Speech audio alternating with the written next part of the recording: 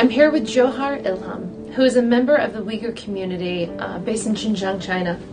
And your father actually is currently serving a life sentence in China for the crime of wanting to bring the Muslim community and the Han Chinese community together for peaceful coexistence. Tell us more about your father's story. My father, Ilham Tohti, is a well-known economist and scholar at Beijing Minzu University. He's now serving a life sentence because he was trying to create understanding and peace among Han Chinese and Uyghurs.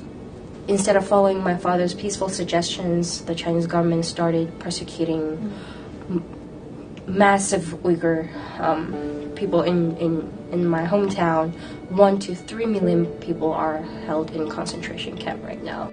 I decided to start campaigning for my people because now I realize this is not only about one person, not only about my father anymore. It is about my entire community, and this is a humanitarian crisis, humanitarian issue. It's not about one group of people.